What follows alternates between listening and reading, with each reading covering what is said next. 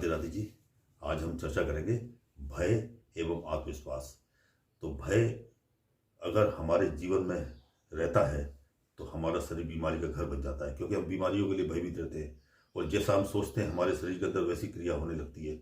और अगर हम परिवार के लिए भयभीत होते हैं तो परिवार को खुशहाली के लिए जो कार्य होना चाहिए तो वो प्रयास नहीं हो पाता है और आप जीवन के अंदर असफल हो जाते हैं। तो भय आपके जीवन में बहुत बुरा प्रभाव डालता है। तो भय से आपकी चित्त अशांत होता है। तो भय जब हम पुरातन काल में देखते हैं तो 25 साल के अंतराल में कम से कम 50 देश इस्लामीकरण कर दिए गए और भारत में जब वो तलवार सिंध प्रांत से आगे बढ़ी तो भारत के सूरवीरों ने उस तलवार को थाम लिया और निरंतर हजारों साल संघर्ष चलता रहा। और आप देखें कि सनातन धर्म के अंदर कितनी बड़ी आबादी उससे बच गई।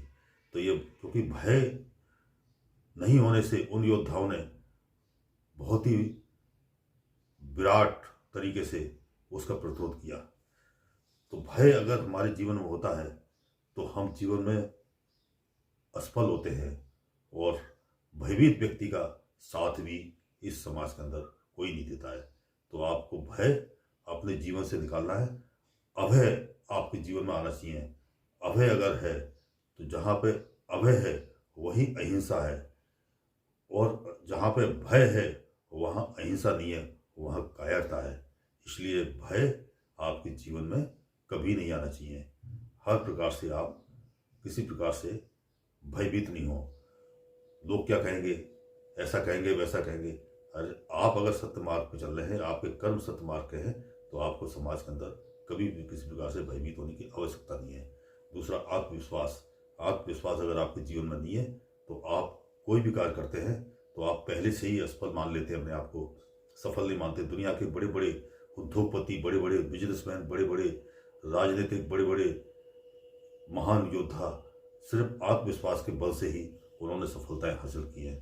तो आत्मविश्वास आपको जीवन में आना चाहिए कि हर कार्य क्षेत्र में, जीवन के हर मार्ग पे आपको इस बात का ये ज्ञान होना चाहिए कि प्रथम आप अपना लक्ष्य निर्धारण करें और लक्ष्य निर्धारण करने के बाद जब उस मार्ग पर चले तो आपके अंदर आत्मविश्वास होना चाहिए।